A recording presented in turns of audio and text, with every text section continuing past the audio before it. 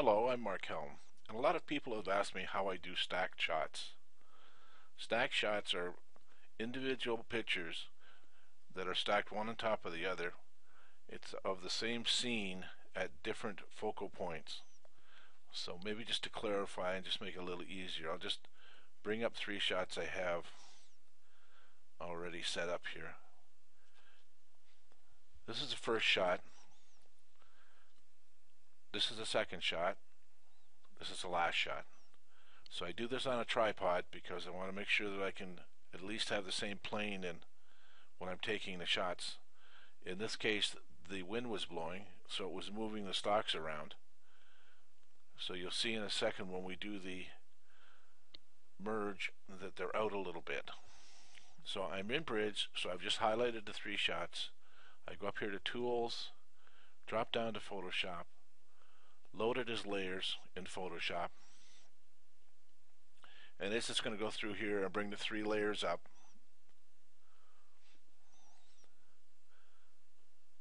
Then I just highlight the last one, do a click, shift, and that highlights them all in blue. I'm in Windows. I'm sorry, I don't know what it is in Apple.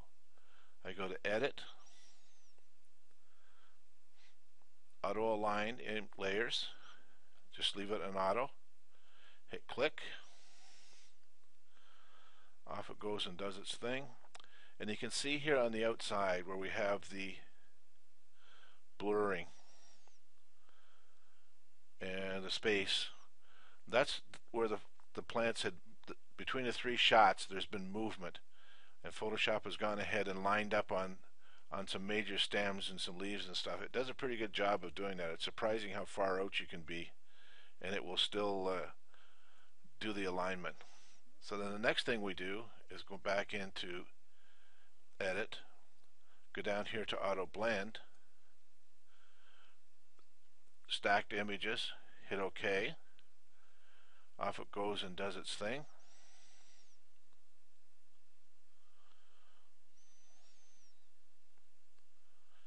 It's not the fastest, and the more images you have in here, the slower it is. I personally wouldn't use it for any more than 5 shots. It just seems to get it doesn't do as good a job as some other programs. In here you can see, and let me just enlarge this a little bit, you can see these cloudy areas here, there's some here, there's some along the sides, along here, and that's where Photoshop hasn't been able to find information to put in there. So then you're stuck with a little bit of a gap in your picture. Now in this case it's not going to be important because we can go ahead and crop that out. Most of the stuff in the middle, in this kind of a picture, you'll never notice it. So let's just go ahead up here to layers. We want to merge them. So now we have one. I'm going to go over here and crop this out. I'm going to crop it to take out the stuff that's get it all back inside the frame again. You could do content aware to fill this up if you really wanted to, but I don't think it's that important.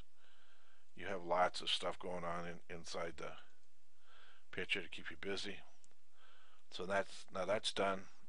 I'm just going to go ahead now and go into filters, go down here to Nick, open it up in Vivesa, and I'm just going to quickly go in here. We're going to put some structure to it. We're going to put some contrast,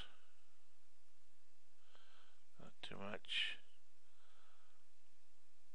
a little bit of warmth maybe. Here we go.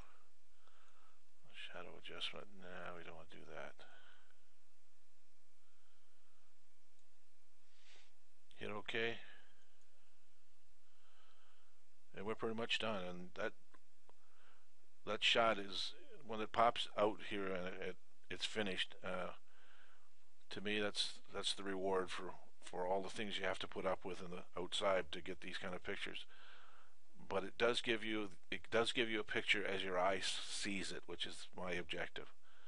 So I hope this has been of help to you. I'm on Google Plus, Mark Helm. You can get me an email, drop me an email from there. put a comment in one of my postings, and if you have any questions or comments, thank you for your time.